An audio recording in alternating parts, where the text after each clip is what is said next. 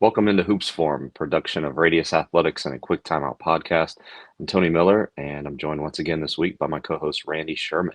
Big thanks to our sponsors over at 323 Sports. We've been telling you for weeks about the 323 Sports famous $55 team packs with 4 pieces of apparel. They actually have an equally as popular $99 team pack, which gives you more customization and includes some even nicer pieces of apparel, including sweatshirts for these colder months. To find out more about what 323 Sports can do for your program, visit 323sports.com, or you can contact a sales rep at sales@323sports.com. They'll be sure to do it right for your basketball program.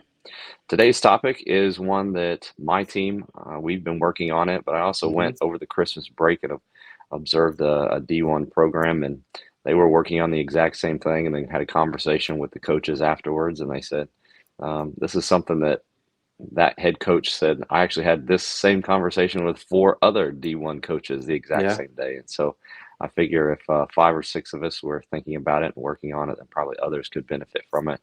And that is the topic of just simply teaching help side defense. Well, Defense, I know, Randy, with you, just like pressure defense, you talk a uh-huh. lot about that. And so this is something that um, coaches, I'm sure, are thinking about this time of year, and probably conversations you've had with guys that you're working with through your ramp program. Sure. Yeah. First, glad to be back after a 2-week kind of holiday break. So good to see you again. And second, I'm excited to hear what the coaches you conversed with offered because I have I have my viewpoint, but it's not strongly held. I could be persuaded to something better or something that I felt might work better. So I'm eager to hear what you learned. Yeah, with the pressured man-to-man defense that I used and often speak of, your help defense is vitally important. Like it's I've talked to coaches who've made kind of the switch from maybe pack line or something to pressure man-to-man, and kind of one of their early impressions when they go to pressure man-to-man is like, man, I never realized how bad our help defense was, because like if we're helping and sealing gaps, like it doesn't really, I mean, it probably does matter to the coach, but like it's not as exposed what we are 2 passes away on the other side of the court as it is when we're really extending our defense. And so yeah, it's vitally important, and I'm happy to share what I some of the teaching points I use, but I'm also eager to hear some of the things that you picked up. Yeah, so this is one of those that we are having diagrams with this. So if you're listening to it, you won't be able to see what we're doing. So I'd encourage you to go back and watch the video version on Randy's YouTube page at Radius Athletics. Randy, talk here hmm about just the first couple slides about kind of the concepts that I think that a lot of us are familiar with. But Yeah. when it comes to explaining them to our players, I actually just did this last night and used your diagrams with my guys. And as I looked Okay. around the room, there was almost like some light bulbs that were going on that helped clarify exactly where I'm supposed to be for that help to actually be help during the possession. Yeah, that's I think help is one of those things that you want to get sort of just right. There's perils on either side of the spectrum, like of there's perils to like not helping, obviously, like we're too spread out, we're too extended, we're too man focused and not enough ball focused. There's problems with that. There's also problems with over helping and collapsing and excessive, more than one or two guys like really committing themselves to the ball, things like that. There's dangers on either side of that spectrum. So it's one of the things that you want to get sort of walk right on the fine line of just right. And so one of the ways that I did that was sort of like, we all do our shell drills where we've got, positions on the court, and we're 1 pass away, 2 pass away stances and positions and things like that. I kind of use 2 frames of reference for the way I taught it. Would be that the horizontal line you see on the screen and the vertical line. So player 2 has the ball in this diagram. Player 3 is 2 passes away, so X3 is their defender, and they're the one I'm talking about. They're 2 or more passes away. Um, uh, the way we sort of made like maybe an extra criteria as to where your positioning should be, and that is whether the ball is above the free throw line or below it. So in this diagram, what you see is player 2 has the ball above the free throw line. Our line rule, we call these our line rules.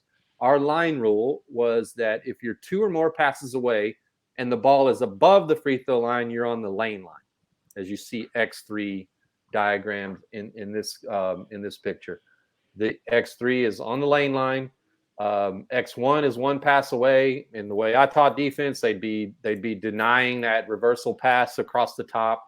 And X3 would be on the lane line with the ball above the free throw line. Oh, okay, cool. You got a game picture of almost the same thing. So yeah, so I've got the lines drawn on this screenshot. Player 2 or the player with the ball was right where we had player 2. There's a corner defender opposite, and you see his defender kind of right on the lane line, but almost 1 foot in, 2 feet in. But right there, pretty close to where I would want them. So that's a good visual with the diagram. Appreciate that. We've got the 4 out, 1 in right now. We'll talk about 5 out too. I know kind of teams are moving towards that, and the principle stays the same. But if you're watching this, probably people are thinking like not that big of a deal because there's an offensive player standing right there on the block. But this day and age, that's not always the case, as I found out just yesterday in our game yesterday. Well, one thing too with if you would go back to the diagram, the X, if we're and again, it's kind of like maybe unique to the defensive system that I taught, was we're denying, if we had a 4th player on the court, maybe to 2's right, and we were also denying them the pass, and we leave what we leave to the offense is skip passing, other than dribble penetration, but they can skip. They're going to skip pass, and I don't want to be too far in the lane with the ball up this high to where our recovery to a really crisp linear skip pass is going to be is too difficult. So I don't want you on the midline just yet, and I don't want you hugged out on X3 because you're going to be the primary helper if 2 beats X2 to the outside. We'll get to that, but we've got to also be thinking of, okay, we're taking away their 2 closest passes, so they're going to skip it often against us. So we've got to be able to whack that out. Thinking that's just this day and age, the idea of either shooting on the catch or attacking long closeouts. Yeah. On the defensive side, we make a lot of decisions just because that's the way we've been taught. But something that I know that I've learned a lot from you is if our goal offensively is one thing, then we as a defensive coach should think about taking away that thing offensively. And so if I'm, as you said, steadying underneath the basket and that ball is thrown with a nice crisp pass over the top, now I've got a really long closeout, or I'm just too far away and I'm leaving a wide open shooter in the corner. Yeah. Thanks for going back. For sure. Yeah, so here's the other part of the line rules. Oh, go ahead. Not below the free throw line. Yeah, below the free throw line. And we kind of said at, near, below, like I'm not getting out a ruler or anything. Like if it's kind of right at the free throw line or a little bit above it or lower, I'm not. It's okay. That's not the important part. The important part is now there's a more imminent threat to the baseline drive, so we get a little bit deeper. Or if we had a post on that ball side and the ball was on the wing, kind of like maybe the guy's looking to feed the post and we're trying to front and give lob support. Now it's more imperative that we get on the midline. So our simple line rules were 2 or more passes away. Ball above the free throw line, you're on lane line. Ball below the free throw line. When it moves, you move. When the ball moves, you move. So if it gets passed from, say, 1 down to 3, you got to move on air time of the pass to the midline, 2 feet in the lane, right on the tape in the middle of the court. Concept that I heard one of the coaches describing that I was watching and talking to over the break is the idea of your triangle is always moving. And in this day and age when offenses are very rarely dribbling in a stationary position, there's a lot of movement off the ball, on the ball. The ball is not only moving, but a lot of times the players off the ball are moving. Something that really has helped our players and also keep them accountable is I'm able to go back and watch film and say to them, your point of your triangle is not moving as the ball is moving Yeah, or that's as your good. man is moving. The way And I phrased that with players was like, there's on the defensive side of the ball, there is never a time. I don't use the word never a lot. Like there's that's the strong word. But this might be one time where I did would be there's never a time when you're on defense and the ball is moving and or your man is moving and you're not moving. So like if the ball moved, you're moving. If your man's moving, you're moving. If both moves, you're dang sure moving. Like so what I see sometimes is like I can remember coaching and saying, "Hey, your man's moving, and you're not. You're ball watching, and your man's cutting, and so you've lost that triangle, to use your term." Um, yeah. So if your man's moving, or the ball's moving, you're moving. Period. mhm.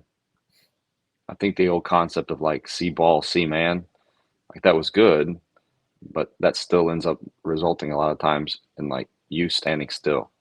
And very rarely, like you said, is standing still going to be a good thing. You're either going to be late to a rotation or you're going to be late to closing out to your man when he gets past the ball. Yeah, and I think it's a good teaching point, and the gist of it is still true. Like we got to have split visions between ball and man, There's just but more to it yeah, absolutely. that you got to Yeah, add to it. There needs to be something in addition to the see ball, see man. Yeah, for sure. So now, kind of adding to those of you that are watching, movement. So can you explain the movement and what happens now once the ball moves from being in that above the line to now it's being driven? very good segue because when it's being driven, is the ball moving? Yes. Mhm. So if the ball is moving via the dribble, then you're moving. We are moving as a defensive unit. Again, this wouldn't be the only way out there to help on this penetration or stop it, but this is kind of the way I preferred and the way I taught would be we stay at home ball side. We could stunt like I have drawn there, but like I don't want to overcommit to that. There's other ways that X2 could maybe be a helper. I'm open to those, but it's not what I taught. But so our rule was all help comes from the help side. So if you just draw the line right in the middle of the court, um, and bisected the court vertically, there's the right side and the left side in this frame. Player one is on the right side. Player 5 and 3 and 4 on the left side. So any help is going to come from one of their defenders, not from anyone on the ball side. Simple, black and white, hard to confuse. So all help comes from the help side. And another way that we taught it was low man helps, and X5 is low man. So, and in a lot of lineups, that would be our biggest man and our best rim protector and the hardest guy to score over. So that's how we would do this. So you see on the bounce, like the first bounce, they move you. The ball is moving. So 5, we want to attack that penetration. Like we call it attacking the penetration, not helping, not anything. I wanted that aggressive language to get them to be thinking like, go get it, go attack that penetration outside the paint. That's how you. But that's how you see X5 moving. But if we help, we got to help the helper. So what sometimes happens is X5 will do their job, but X3 is glued to their man and is not moving when the ball's moving, and we're exposed to like a little drop pass to 5 for an easy layup. Or so we got to all move. So if the ball's moving, you're moving. In this diagram, it's moving vis-a-vis the dribble. So move when the ball moves. So we got to help. We call this covering down. X3 has to cover down in front of X5 to take away any drop pass. And if one puts up a wild shot, kind of over the top of X5 who's helping over, some sort of runner or floater, we got to get the backside blocked out. So you got to slide inside that guy.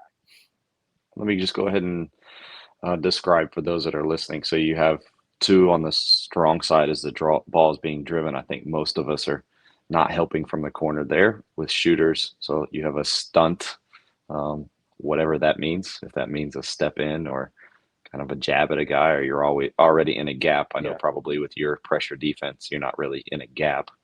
Um, I would guess And that we would most. be in deny right there. We'd be above the ball and denying the pass down to 2. And when the guy drove it, if we stun it, all we're trying to do is we're trying to almost like fake or bait him into making a pass to 2. So I would stun and get him to pass it, and I try to steal the pass back out.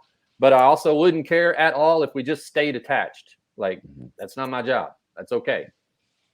So let me ask you a couple things from this, and I know it can vary based off, but what have you found? What do you like? How long is X1 staying with 1? Are they bringing 2 to the ball and staying there until a ball is passed or a ball is shot, or is he peeling off, or what are you doing within your pressure defense? Okay, let me first say a very big component for X1 is what we call competing on the second and third dribble. like one gets by you on the first dribble, like you're not gonna give up. Like you're we need you to compete on the second and third dribble. Like stick with the guy, stay on his inside hip, and so what I don't want is like I'm guarding the ball, he gets in his side, just help, like no, that's not what's up. Like I want you to compete on the second and third dribble, and try to get back in front, try to kind of stay on the inside hip to where we don't make that a straight drive, it's a rounded drive. We want to kind of maybe try to steer him toward the corner or the baseline checkpoint. But if it starts to get straight, that's why we have X5 there. So you've got to compete on the second and third dribble to try to take away a straight line drive. Now, if you can get back in front, then X5 would just get back and no harm done, right? So if that happens, great. If we need to help over with X5, if they pick up the dribble, we could perhaps. I have seen teams and instances where we trap right there, where there's 2 on the ball and one of them's a big guy and we've got the ball in a double team. I prefer the guy to peel off when they pick up the dribble.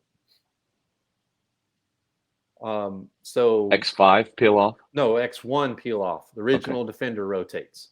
So 5 now is defending 1. In a dead dribble.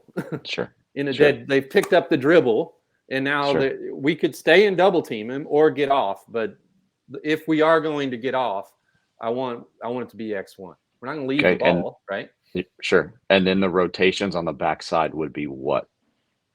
3 stays with 5. 1 we call it finding work. X1 would peel off and find some work. Like who's out here that's uncovered, and just as long as we get a guy in our uniform guarding all the guys in their uniforms, we've survived the penetration attempt. That's all I care about.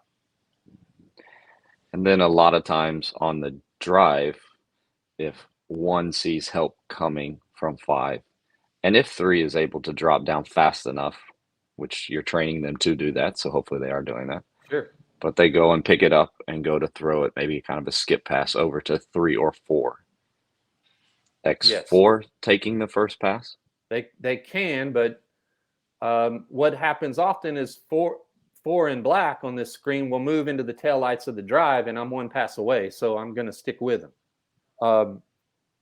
I'm gonna stick with them because they're a threat.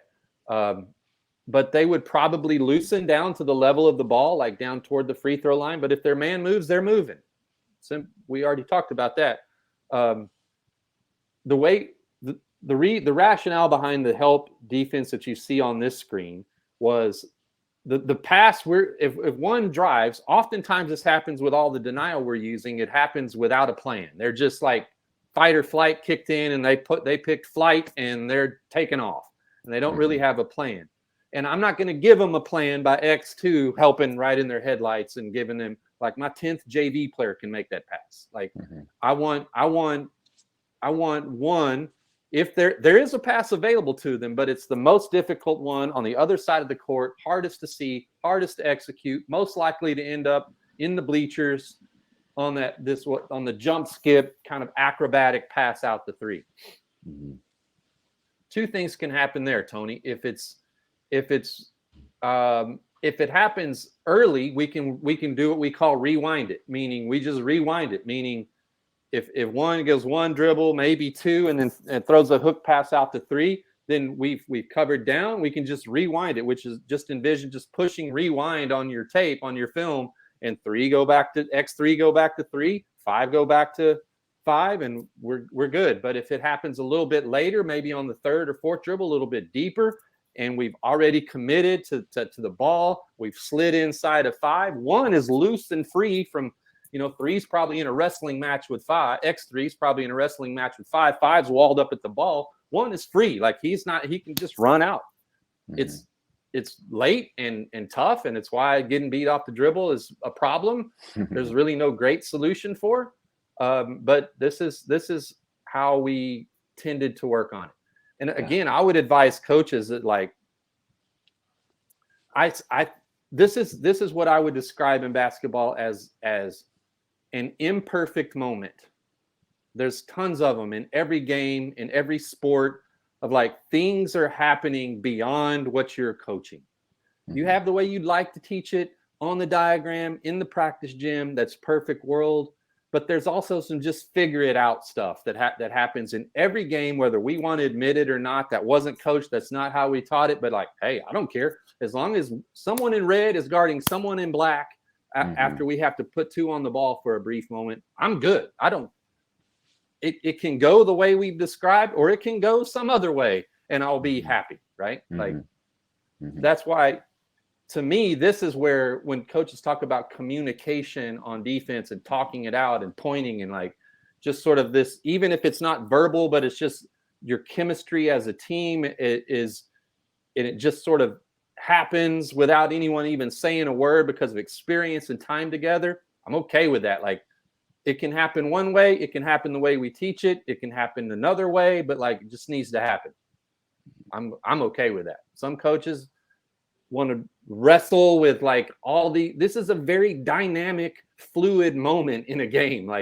Someone's penetrating. It happens fast. And I don't care if we didn't do it the exact same way this possession or that, as long as it got figured out, I'm good. It's okay. I think one of the most important ingredients, if not the most important, to play that way is that you have to have decisive actions. Absolutely. You can't have this floating in between. If guys are decisive and somebody sprints at the ball, that will cue another guy that I need to go make a decisive. It's when you get indecision and you're playing this way that you end up not guarding anybody. And that's when you give up a lot of shots. And also think too, Tony, at least at the start, philosophically, we have a coherent philosophy. Because what I see a lot of times with some of the coaches I work with or see when I'm watching a game on television, it's I'm sure the coach has a coherent philosophy. It just hasn't seeped into his team or her team yet. But the ball is penetrated and every damn body is helping, everybody. And there's not, it's not there's, then you're just, just in disarray, whereas this, at least from the outset, again, like I said, I don't want to contradict myself, but at least from the outset, this is how we would like it to happen. Right. And what I wanted to avoid, or what I wanted, was the fewest moving parts as possible, because the more moving parts we have, the more likely one of those parts is to screw it up. So help and help the helper. That's really all I want. And we got to rotate out of that. If we do, original defender rotates, or we're going to rewind it if that's easy as well. I threw this in just to the slides, those that are watching, just with 5 out. The principles are all the same. Yeah. I've got players positioned a little bit different, but it's still the same as what Randy just described. Low man helps. Ball was above the free throw line, extended, so X3 was on lane line. They meet the penetration outside the lane if they can. 4 helps the helper. 5 would probably loosen toward the level of the ball, but their man might move into the tail light. So all the same stuff. A little bit difficult to see here, but Texas Tech doing what Randy described with the low man helping. This is the same clip over and over here. But yeah, so this was a baseline drive off of the wing penetration from the wing toward the baseline, and the low man helps. Does a good job, does exactly what I would want, meets that penetration outside the lane. You see 25 in white drop to help the helper. They might have overhelped there a little bit, just slightly, because rewind it again. 11 is probably guarding the corner defender. 25, what I would want from 25, which you can kind of see him do, he throws his arm out. You can see the coaching in his head go off when he throws his arms out, because he's zoning up that backside. He's ready to go to the first pass on a skip. We call that near man rule, meaning if they skip it, the near man's got it. The near man's got it. And 25's got both of those, and he's going to go to whatever. If that guy who drove baseline skipped it to one of those two, he's going to go to one. 11 would go to the other, and they would exit out or go to the nearest man. I mean, I think if you're watching this, you're seeing like a guy is open and he catches it, but that's what happens. And at the end, we're telling our players we want them taking contested twos over the top of us. Yeah, what I tell we just coaches, we can't be giving up wide open threes or nobody's guarding somebody and it's a straight line drive. Correct. And what I tell coaches all the time is when they just express displeasure for that, someone's open and they catch it, I'm like, well, what you want is 6 players, and we don't have them because 2 are on the ball. 2 are on the ball. So what you really want is 6 players, and that's a violation. So somebody's got to take 2, and we got to communicate and whack out to the open guy. I'm frequently asked, how do you practice these things? This is one of those where it's set up in a perfect situation so that you do lose a little bit of game like, but this is at least what we're attempting to get out of it.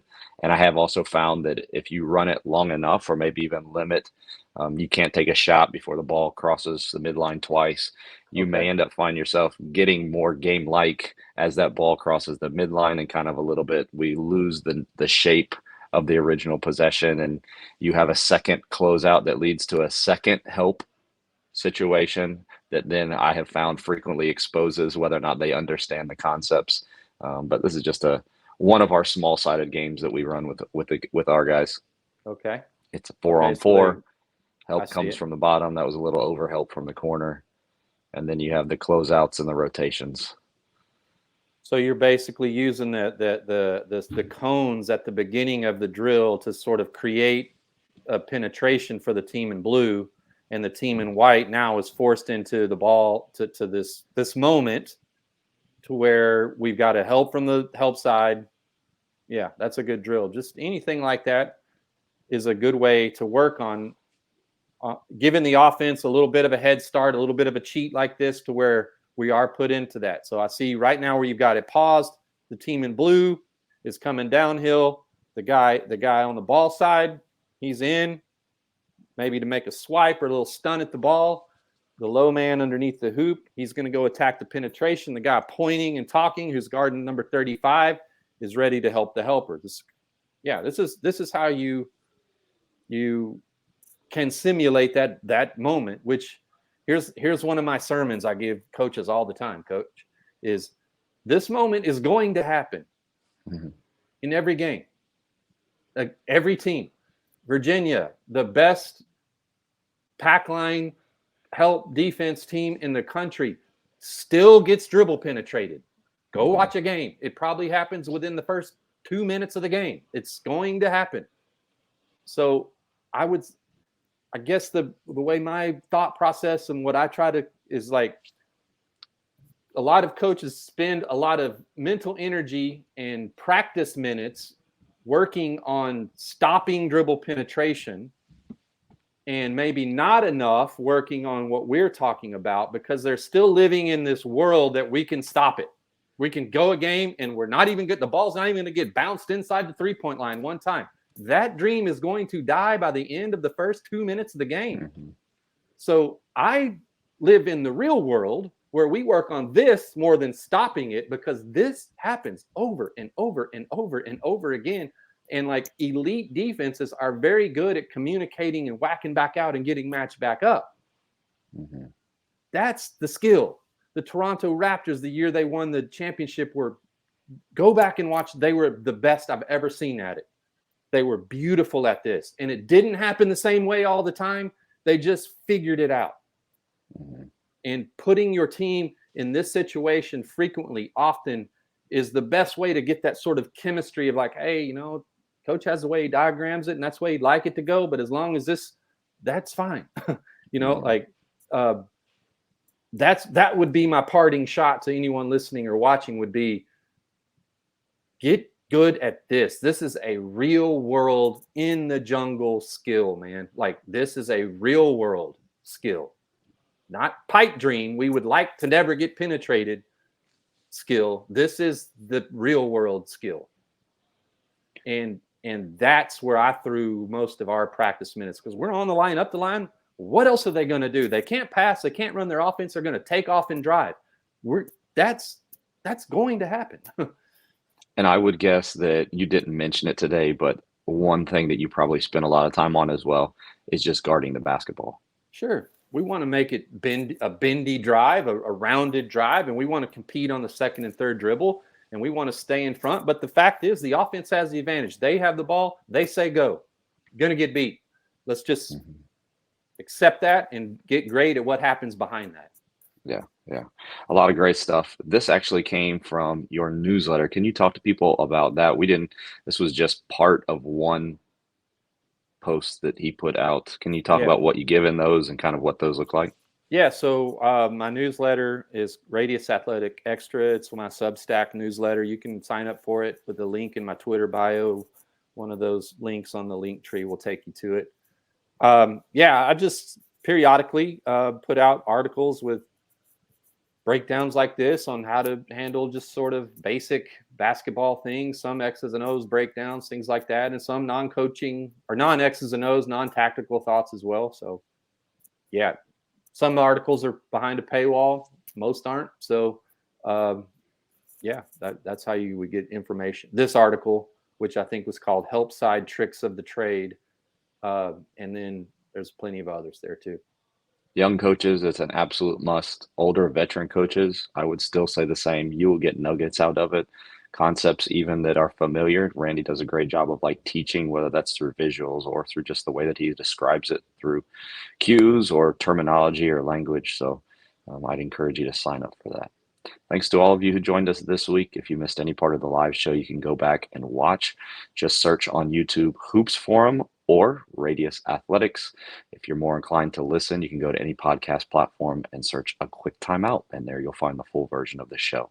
For Randy Sherman, I'm Tony Miller. Thanks to all of you who joined us live. We'll talk to you again next time on Hoops Forum.